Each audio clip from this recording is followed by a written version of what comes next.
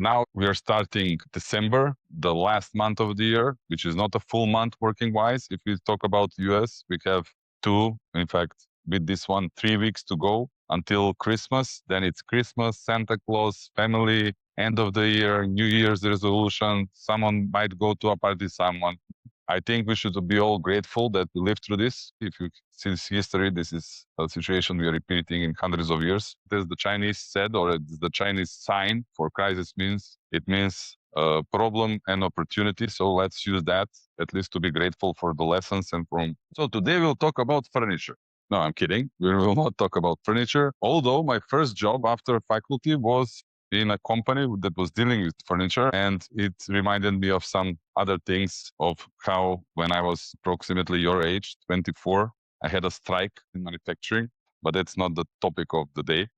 We say cyberbullying is hard. We are sensitive to social media sentences. Here we are talking about 35 guys with tools and machines that you have to go into their manufacturing and reason up with them to do their job. So that was a nice experience. At another time, I hope you all live it through, not to have the pressure, but the lessons from that. I want to talk about not this chair, but every chair has several legs. Let's go back to the basics because, like all the masters in martial arts say, I'm not afraid from the guy who knows 10,000 different punches. I'm afraid from the one that has trained one punch for 10,000 times. And we do that conditionally, unconditionally, aware or not aware, and Putin systems have such processes, but that is not the reason I want to talk about. I want to talk about the three roles. We have a different set of skills and positions, 3 positions in each company and in sales. Now, look at this. When I speak, I want you to think about the following questions. Which 3 of these are you are good at?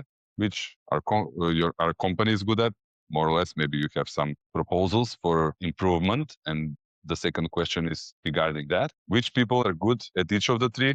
What do you need to improve yourself in each of the 3 and become a full salesperson in each of these 3 areas? And what you individually need to do to be better developer better developed in this area.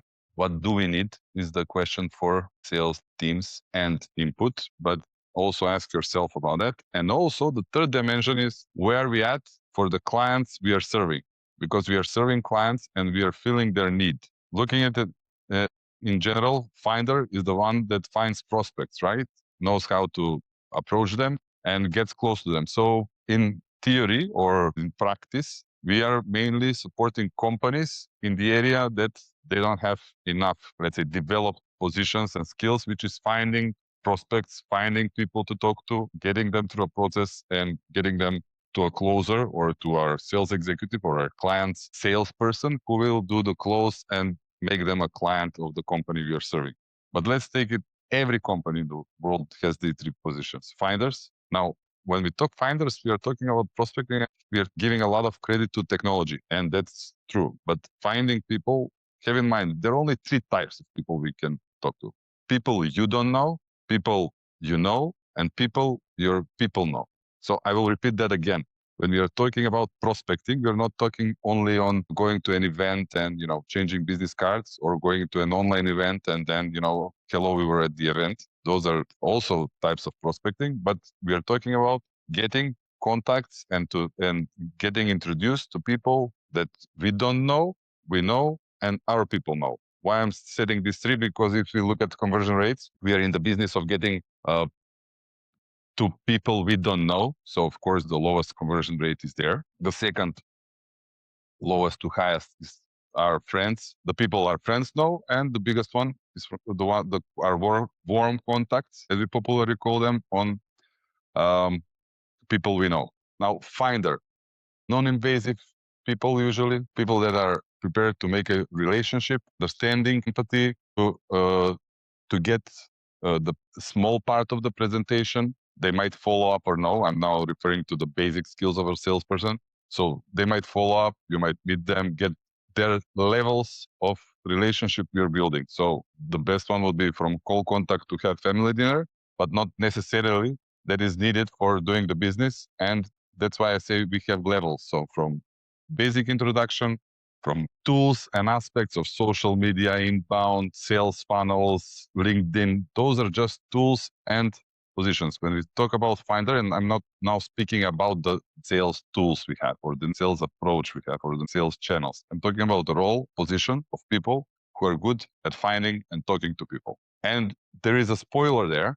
I know that we think we all can do it because we have a script, we have outreach campaigns, we have lists, we go through Apollo Seamless, or our CSM is putting us with a cold contact list, and we go through a script and reach them out. That's part of the thing, and it makes things easier. There is a difference. There is a difference. When we talk about finders, how good are you in getting to contacts through gatekeepers? How good are you in using the script as skeleton of the body of the sales process and adding up the meat or adding your style to get to a relationship with the gatekeeper? Those are the decision makers, bodyguards, and I don't mean it in a bad way. Their role is there to take care of their uh, executives. Gatekeeper, I don't like even as a term, but anyway, let's use it as it is popular. How to get the contact details, to get a follow-up, to get them promote an event or promote a meeting with the closer. Now, shortly, that's about the finder.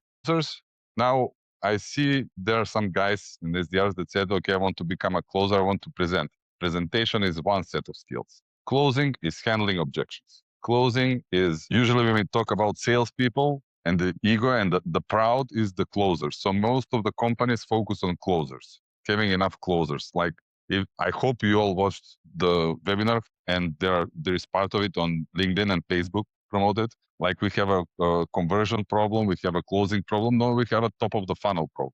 So most of the companies focus on closing sales, on getting larger closing rates. But if it's not enough people within, then who are we going to close? And developers. So maybe based on the question, some people in our organization are the ones that do follow-up, are the ones that after the close take care of the client. They do regular meetings. I think CSMs are now watching themselves in the mirror based on their job position, right? So non-invasively doing a follow-up, asking for referral. Maybe you know someone. Yeah, it's a finder skill, but usually it's the developer. So if you're a developer, would be a nice person, a service person, a person who wants to, take care that everything is going fine, to evaluate from time to time the progress and the opinion of the client. The closers are usually the ego guys. Unfortunately, I'm in sales, and I do think ego is very important to take out of the equation in doing sales and in business in general, because there are many touchy feelings. But as my trainer, this is a digression, my first trainer in negotiation told me, if you show emotions and I see I picked your emotions and I picked your button, you're like a ping pong ball and I am the player on both sides. I can get everything out of it. So ego is a good bodyguard, or let's say human guard, but not very useful in negotiation. But anyway, closers are usually the guys who are saying we are the closers, and usually organizations focus on the closers. Now, what is the easy part? Developers, and that part of the process in organizations, we can systematize. And I think this is my personal belief from seeing many companies. I believe that I'm looking down, not because for someone, if you're reading body language, my monitor is down there. I'm not going down in any emotional or micro expression way, just to get things clear. So the developers are, to get back to the topic, developers, we have a system for that. We have an onboarding, we have CSMs, we have regular meetings, we have follow-ups. Hopefully we will, of course, there is always room for improvement. Nobody's perfect. No organization or no system is perfect. So there is always room for improvement there. So it can be systematized. Closing, it can be learned.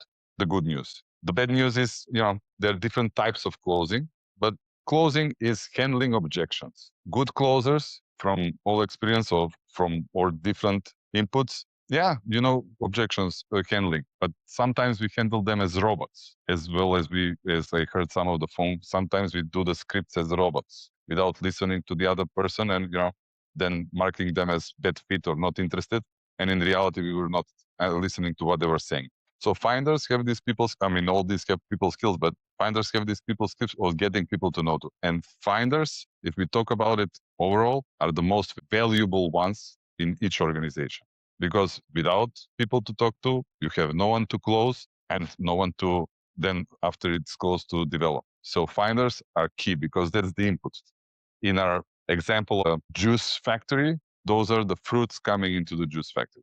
Finders are there to keep. Don't think you're a finder because you can know a polo or you know how to write an email or do a cold call. If you want to become a better finder, of course, there are skills there. Think about the approach, direct, indirect, super indirect approach, asking for opinion, going through gatekeepers. Think about yourself on how you're performing on these aspects and ask your CSMs and more experienced colleagues. We'll go through these basics in the upcoming month. This is just a short 15 to 20-minute video.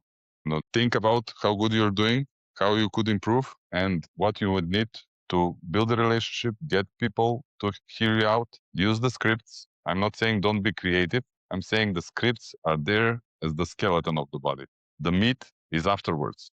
And can I get reactions if someone was professionally dealing with sports, any team sport, or maybe learning to play an instrument? Please, if you can do it in the chat, say I. You can add the sport or the instrument, or you can do the reactions. The thing is, it takes time for a tennis player to start playing. He's practicing one specific move. For a basketball player, shooting the basics all the time. Volleyball, I don't know what is the volleyball basic elements. Serving, okay, he's practicing serving.